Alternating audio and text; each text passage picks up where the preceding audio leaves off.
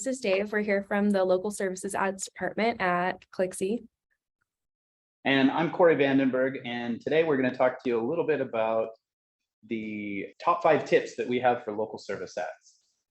All right, so I guess starting off, LSA has been active in earnest for 2 years now. What has the experience generally been for local business owners? I would say for most local business owners, the experience has been positive using local service ads. However, there is one caveat to that. I'm hearing from a lot of local business owners that their performance is very up and down. Sometimes it's great, and other times it's not, and they don't know why. And I think that's been frustrating for a lot of business owners to really not understand, one, the criteria that Google's using to determine whether they get leads or not, and two, not really even understanding what the penalties are that might be associated with whatever that criteria is. All right, so you talked about how clients don't really understand what they're being judged on. Can you elaborate on that a little bit? Yeah, sure. The local service ads platform operates on a few fundamental concepts. Namely, you're going to be judged based on, one, what is your proximity to the searcher? Google's going to be evaluating you based on whether or not you are, how close you are to them at the time that they perform the search. The next criteria that they're going to look at is what we call review velocity. Internally, that's how we refer to it. And all that really means is how good are the reviews you're getting and how many of them are you getting in a period of time. So say, for example, are you getting 2 good reviews every week? Or are you getting, say, 10 good reviews a month? And that is going to be part of the equation to determine whether you get leads.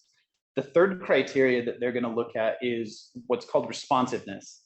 And this is something that Google has, that's a name that they've used, but they haven't really well defined it. And so we're going to delve in a little bit later into what responsiveness might actually mean based on some of the evidence and observations that we've. Yes, that sounds like we've got 3. We've got proximity, proximity, reviews, and responsiveness. What would you say the best practices are for proximity? Proximity, I think we have a few different clues that we've been given by Google. When we look at the main Google product that a local service ads account is attached to, it's the Google My Business listing, or the Google Business Profile, as it's known today. And so I think to an extent, you can take a lot of the best practices from Google Business Profiles and work backwards or extrapolate from it, maybe what the local service ads listing is also going to respond to. And what we typically see is that it's somewhat dependent on the niche. Say, for example, if you're talking about like a plumber or an electrician, I think it's highly unlikely that somebody outside of a radius of, say, maybe 30 miles is really going to be all that interested in responding to your listing. So that generally is a guideline that we'll use, somewhere in the neighborhood of about 50 miles max. On the other hand, there might be other niches like, say, injury lawyers or other types of law where maybe the client isn't going to be coming into your office all that frequently, if at all. And so the guidance that we've received from Google, and this might seem a little bit of absurd when you hear it, but they've told us to try and keep the radius that we're targeting under 300 miles away from your listing. I think it's probably unlikely that you're going to get very many clients at even 200 miles away from your listing, no matter what niche you're in. So while I think it's useful to know that's the safety distance that you can get away from your listing without Google giving you any kind of like manual penalty, I think it's also unlikely that outside probably 100 miles max that you're going to see substantive leads coming in through that listing. So my general guidelines and advice is going to be that depending on the niche, you're going to be want to be somewhere between 20 and 100 miles max.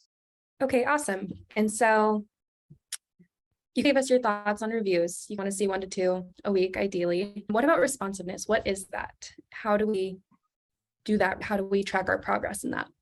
Yeah, responsiveness, I think, is probably the big leverage point in local service ads where you can make the biggest difference in the performance. And we'll talk about the bigger implication here in a few minutes. But what's interesting to me about local service ads is that unlike other platforms like Google Ads, traditional pay-per-click, there aren't buttons, levers, and pulleys to change up the variables to affect the results that you're getting. You have very little control. You can change your bid, you can change your targeting, and you can make sure that your entire listing is complete. But beyond that, everything else that you have to do really is an external behavior that can impact the listing or the performance of it. And so responsiveness, I think, is probably the one area where I see the most law firms struggle. And not just law firms, sorry, I kind of default to that because we work with a lot of law firms, but most businesses I see struggling with this responsive concept. So let me articulate a little bit of what we think it probably is based on Google guidelines, and then maybe some of the guidance that we've received talking to our internal reps at Google and our own experiences seeing calls come in. When we talk about phone calls specifically, responsiveness, oftentimes, at least the way we give guidance to our clients, is to make sure that you're answering your calls in under 30 seconds by a human being. And to further clarify what I mean by that, there are a lot of businesses out there who will have a tendency to use like an automated answering service, perhaps like either like a phone tree or an IVR or a recorded greeting. And then while that's going on in the background, they have a system that disseminating calls out to different individuals within the company. That is the one thing I've seen that will kill your local service ads performance more than any other thing. And we stumbled on this by accident. It was actually something that we've seen in observing not only the calls as we've looked at them inside of Google's dashboard that they supply everybody when they sign up for the program, but also as we started creating a custom dashboard that connects to the API of Google's LSA program, we were pulling in data and we started to see that Google is actually scoring each listing on some criteria that they use to determine whether you are responsive or not. And they call it internally, the name that they've given this metric is a phone lead responsiveness. And while we don't know every detail of what they're using to calculate that score, we do know they're keeping score. And we do know that score in and of itself has a lot to do with whether or not your listing is going to get leads. So the first best practice that you should be aware of is make sure a human being is answering calls in under 30 seconds. Next are message leads. Now, this is an option you can turn on or off. And so you don't have to have them, but there are ways, if you have this turned on, there are ways for a potential customer, client, or patient to contact you through Google using a messaging feature. The way this shows up on your end is it will come through as either an email notification, the little snippet of their messaging, or alternatively, if you have the local service ads app installed on a mobile device, it'll come through as a push notification that somebody has sent you a message. The general guidance that we've received from Google is to make sure that you're responding to message leads, ideally within 4 hours, and for sure no longer than 24. And this also is another thing we've seen that has really harmed performance on an account. Even just one message lead that's not replied to can have significant impact on whether the listing gets leads. Unlike PPC, LSA has one really cool feature in that you're not penalized when you turn it off and then turn it back on. So with both message leads and phone leads, in order to have the best responsiveness possible, what we recommend you do is, if there are times of the day in which you can't be certain that you're going to have great responsiveness, it's better to actually turn them off than it is to potentially end up with a lead where you get a missed call or slow responsiveness, or a message that you don't respond to until maybe the next morning. And that's something that you're going to have to weigh out the potential benefits. For example, you might say to yourself, yeah, but what if I get a lead during that time and I miss it because I didn't have it on? That, in theory, sounds great until you miss one, or you miss a phone call or something. And now your phone lead responsiveness has decreased. And now all those things, all those leads are just hypothetical, because now you're no longer getting them anymore, now that your phone lead responsiveness score has gone down. That would be my best advice, is try to follow the guidelines of answering in under 30 seconds, responding to messages in 4 hours or less, and for sure 24, and then turning off your ad altogether during hours in which you can't be certain that you can meet those standards. I got a question for you, Corey. Yeah. Out of the 3 criteria, is there one that's more important for a business to try to approach first? Or like with reviews, for example, is it more important that they get more reviews, or that they're more responsive, or things like that? Yeah, that's a good question. So one segment of this video that we're going to talk about is penalties. What can happen if you don't meet some of these different standards?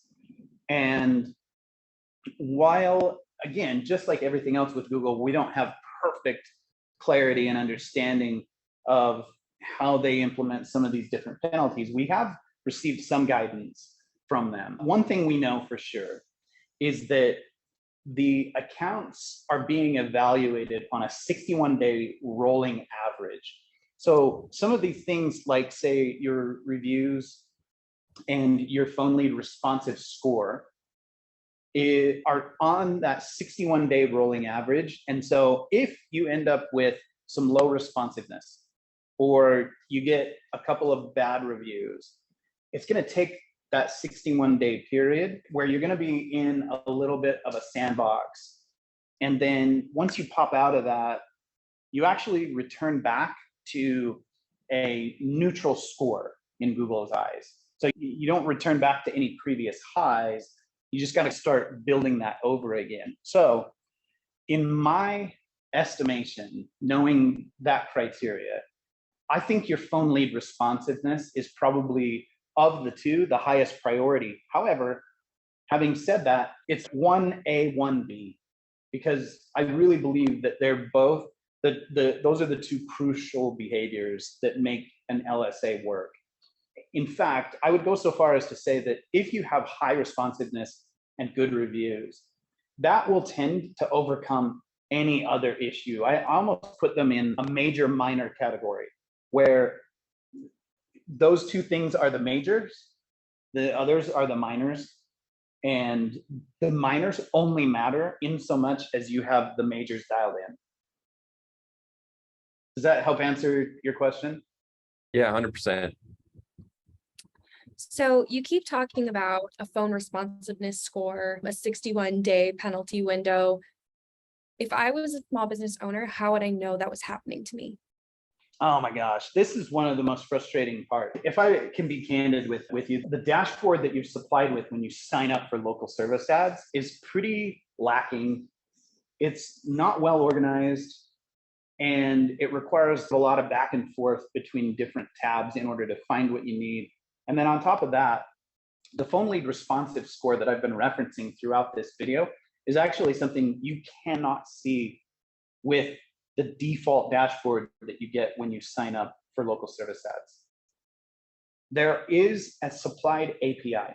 And for those who aren't familiar, an API is simply a bridge that allows one software to talk to another software. When you use an API, all you're trying to do is get, say, for example, another piece of software to pull information from the other one so that it can organize it in a way that is useful.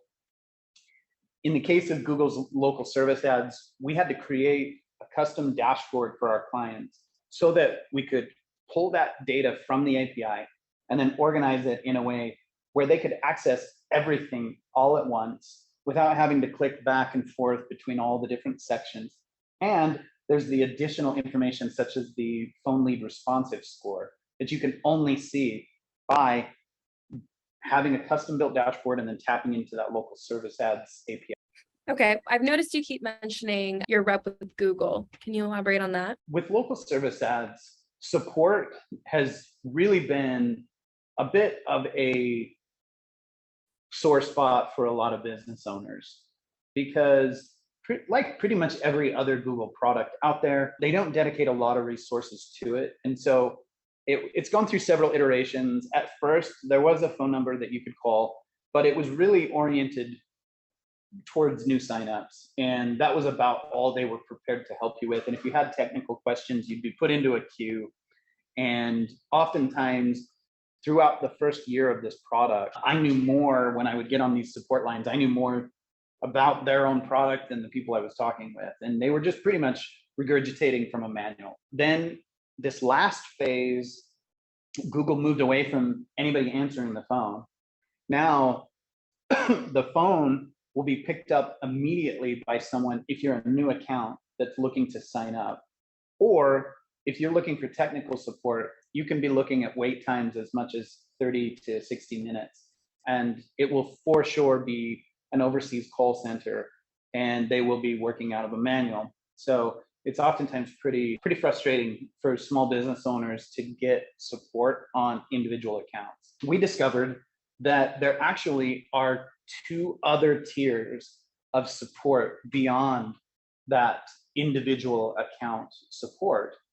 And these other levels of support are reserved for Google Premier partners who have a lot of accounts under management and who really require a different level of support from somebody who can rapidly address issues. So in a way, being an agency is a pretty big advantage when it comes to local service ads, because we have a dedicated rep who we can email or even message directly on a chat, tell her about an issue, and oftentimes as quickly as an hour and rarely more than 24 hours go by before she's able to look into and handle those issues. Those of us those who work with us to help manage these accounts, I think do gain a pretty big advantage through that support channel rather than having to rely on the individual account level support, which is severely lacking. So it sounds as though Google kind of has an infrastructure in place to support agencies managing client accounts. What would you say the benefits of agency management are? This has been a pretty hotly debated topic. And I'll admit that at the beginning of this, I played with local service ads to figure it out. And just oftentimes I was just doing it for free. I just asked clients like, hey, do you mind if I sign you up for this thing and just test it and try to figure it out? And at first, I really felt like I didn't know whether it made sense, whether there was enough value we could provide for it to make sense for us to offer a management service for local service ads. This is a pretty common sentiment. You still hear it a lot from a lot of agencies who say, it's not pay-per-click, you're not changing bids, you're not doing creative, there aren't landing pages to manage. And so what is it you're really doing and what's the value? To them, I would say, okay, you're right, it's not traditional PPC. However, let me use an analogy. This is where I think the real value of local service ads comes in. And if you can do this within your own company, then maybe you don't need an agency. And I think that's something that's debatable. Maybe not every business does. So the analogy is this. I mentioned earlier that a lot of these things that enhance the performance of your local service ads listing are external behaviors. Where I see the best performance across all of our client accounts is when there is someone who is able to be like the leader of an orchestra, like a maestro, who is able to like coordinate and orchestrate all those different behaviors to ensure that they're continually operating the way they need to get peak performance out of the listing.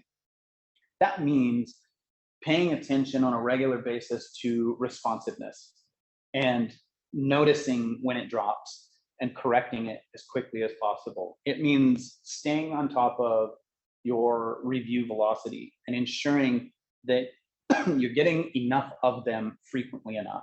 Finally, staying on top of and managing the settings in the listing. That isn't tremendously difficult, but it is just one more thing to do.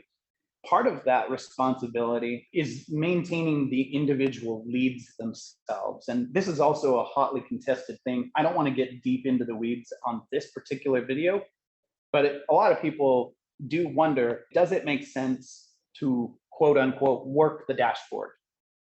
And that means like using Google's booking feature to like book the leads on a calendar or add detail to the listing and say, this is the person's name, this is their email, this is what they called about. The guidance we've received from Google is that doing those things don't affect account performance, quote, at this time. So what I interpret that to mean is that there isn't like a benefit in terms of, say, whatever algorithm runs the local service ads platform. But they haven't ruled it out. It clearly, just the fact that they told us at this time, I think clearly points to the fact that could be a change in the future.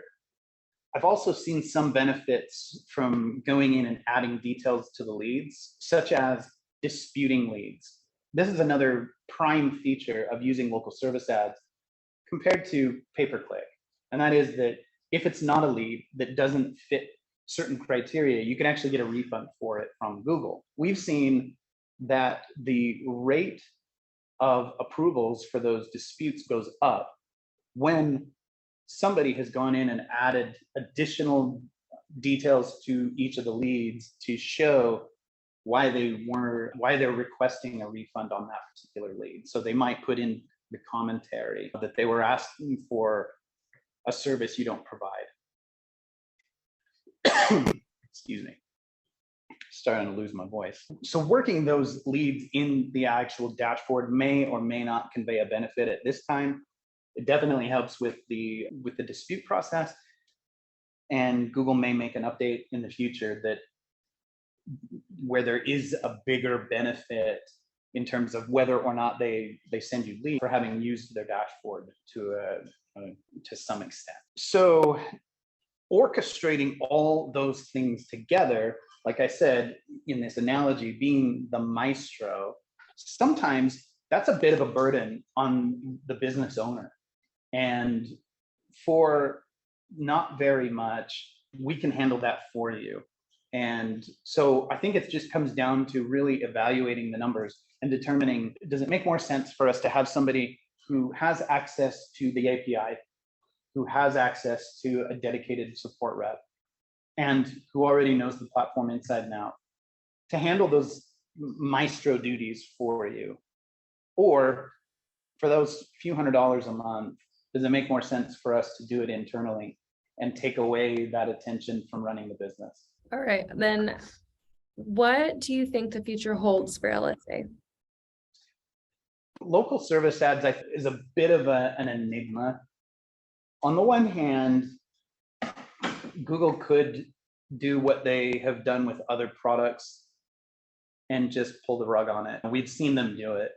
They tried to jump into social media a while back, and that didn't work out well. I would argue, myself included, that they actually kept a lot of the old Google Plus, but they simply took it from being a separate social product and baked it into several different aspects of their technology, like their search engine, for example, and their phones.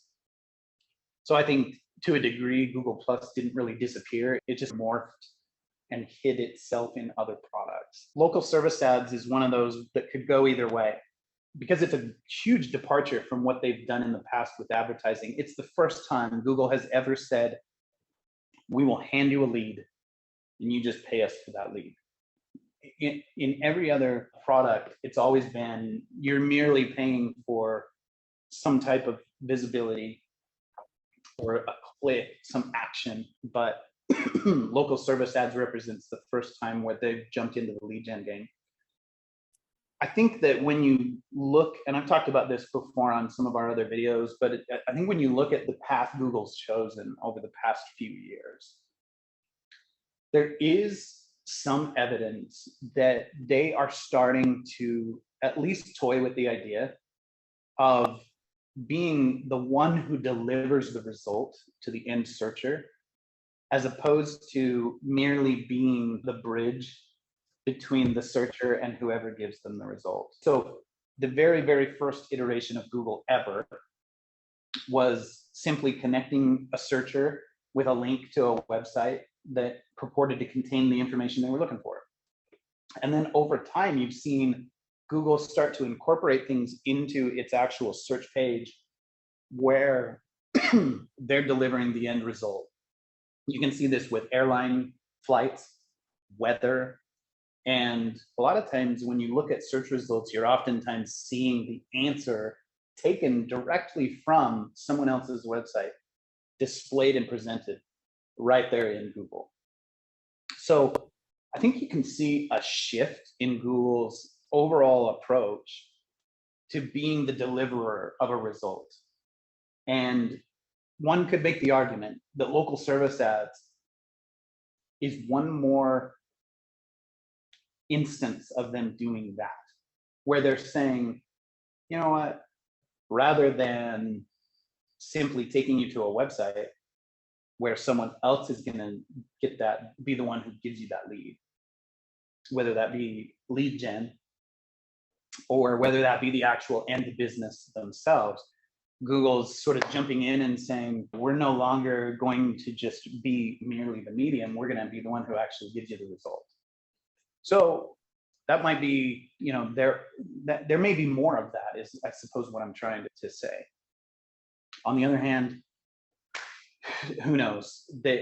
There's also some argument to be made that local service ads has somewhat impacted PPC revenues. And we all know that the vast majority of Google's revenue comes from its pay-per-click. So I think it's going to be an interesting year where it could go either way. But if I were a betting guy, I would probably lean towards it staying and evolving. So that's my best take on it. Let's touch on penalties a little bit more. Okay. I got a question about penalties then. Is there a criteria that is penalized more than the other for like if a bad review compared to not responding to a call or something? Does that make sense? Are you asking if the penalty is different for one or the other? Yeah. Is one penalty heavier than another penalty? Or are they all like the same? We don't know the exact answer to that, but we've seen some evidence that penalties for responsiveness can be more prolonged than penalties for reviews. For example, I think that based on the data that I've seen, I think it's somewhat based on the account itself and its past performance when it comes to evaluating reviews. And here's why. We have some law firms who it's a great effort to simply try to get one review a week. And that's because the cases can oftentimes be 6 to 12 months in length. And so it's not a electrical or HVAC where they're potentially servicing 50 accounts in a week. And so the threshold that they're trying to get beyond is that one a week, right? If they tend to drop down below that, then we can see pretty dramatic impact on the account performance. On the other hand, speaking of HVAC and electrical, because they have such high volume coming through, not only do they consistently see more reviews, but we've also seen where they'll get a 1-star review and see a very minimal impact on their call volume. Whereas we've seen on the opposite side of that, where there's very few reviews coming in, one negative review can impact their lead flow for weeks. So there's evidence there that each listing is being compared to itself and its past history. On the other hand, when we see low phone lead responsive scores, they oftentimes go into a prolonged period where you'll see there's like a graph inside the dashboard that kind of shows blips when you get a lead up and down on a graph. And you'll see that it'll go from very consistent to very inconsistent with big gaps in between the leads that are coming in. What that would lead me to believe is that concept of there being a 61-day rolling average applies more to the phone calls than it does to the reviews. And I think that the reviews are being more evaluated on the history of the account. What has it received lately?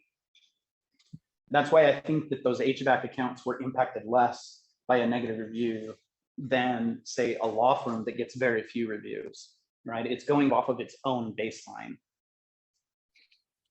That makes sense. Okay, and then we've talked about how if I'm being penalized, I would have no idea. But are there any signs I could watch out for on my account to make sure that I'm not experiencing a dip like that? Yeah, that's a great question. So I haven't really used this board much during this presentation, so this is a good opportunity for me to do. So when you log into your Google LSA dashboard, what it'll often look like is, so you have your dashboard like this. Off to the left-hand side, you're gonna have some little options over here. And I can't remember the exact order, but one of them is gonna say leads, and the other is gonna say reports. The difference between these two things is that this category looks at each of the individual leads. You can click into them really easily and take a look at the phone number, the time that it came in, and that's where you can add some details to the lead. The report is going to go into more of a financial cost per lead, things of that nature. Now, it also has down below here, it has the individual leads too. So to an extent, they are duplicate reports a little bit. Or maybe I should say they overlap a little bit. Okay. But you're going to see here, I think it's like total spend, and then the number of leads. And down here, you're going to have a cost per lead. As you're looking at this report, one of the ways that you can determine whether or not you've been put into the sandbox or you've been a victim of one of these penalties is right here in this section. You're going to see a graph that represents the number of leads you're getting over time. Okay, so it might be like 1, 2, 5, 10, 20, something like that, right? And then you have the dates across time. So you might see that you got 1, 2, 10, something like that, right? And during months where your listing has really high responsiveness and good reviews, this is going to look very consistent across time. Then what many business owners see is that all of a sudden they get this drop off that's very inconsistent. And sometimes they'll get 2 or 3 leads in a day, but then nothing continuing on. And this right here, where there's big gaps between days, or 1 lead and then nothing, and then 1 lead and nothing, that is a telltale sign of an account that has a phone lead responsive score that's been damaged, and that you're now in that 61-day evaluation period. So what you would want to do at that point, if this describes your account, is jump into rehabilitation mode, where you start implementing a lot of the different things that we recommend in order to try to prepare for when you get out of that evaluation period and Google allows you back on the stage and allows you to start getting more consistent leads again, you want to ensure that you don't repeat that process. Because we've seen it where a lot of accounts don't change their behavior and they just repeatedly come in and out of this cycle. Does that help answer your question? Oh, there's a little triangle there. I don't know how to get rid of him. Okay, is there anything else you wanted to elaborate on? So what I would leave you with is this. If you've seen inconsistency in your local service ads, it's likely that you've occasionally been put into one of these 61-day sandboxes where your listing's being reevaluated to determine whether Google wants to send you more leads in the future. If that's the case, I say contact us right away. There's no obligation. We're not going to hard sell you or pressure you or anything like that. We're here to help and be a resource. And if it makes sense for you to offload some of that responsibility to us, we're really affordable. And I think for many businesses, it makes a lot of sense to do that. But in the case that it doesn't, we'll just give you advice. We'll help you on your way. And we're always here as a resource for you to call us. Lastly, what I would tell you is that I think it's crucial if you are going to consistently pay for local service ads. I think it's essential that you know the score Google's keeping on your listing. That phone lead responsiveness is the key to everything. If you don't have that dialed in, you will not get consistent performance out of your local service ads. So at the very least, I think it makes a lot of sense. Reach out to us. Let's talk about the potential of building your very own local service ads dashboard. It's going to get rid of a lot of the headache that you have constantly having to go in and click around in the dashboard, try to find where's this, where's that. Everything is in one place, super easy to find. Plus, it gives you access to that data that you just don't get by logging into Google's own dashboard. You have to connect up to their API, and we know how to do that and make it available for you so that it's really easy for you to manage your own listing without hiring anybody like us. You can just do it as long as you have that number and you can keep tabs on it. I would say reach out to us. We're happy to chat. We're happy to talk to you about what your alternatives are, whether it's hiring us or just getting a dashboard and doing it on your own. All right, awesome. David, Savannah, thanks so much. I appreciate you guys and your questions, and I hope this has been a really helpful and informative video for everybody. Thanks, Corey. Thank you, Corey.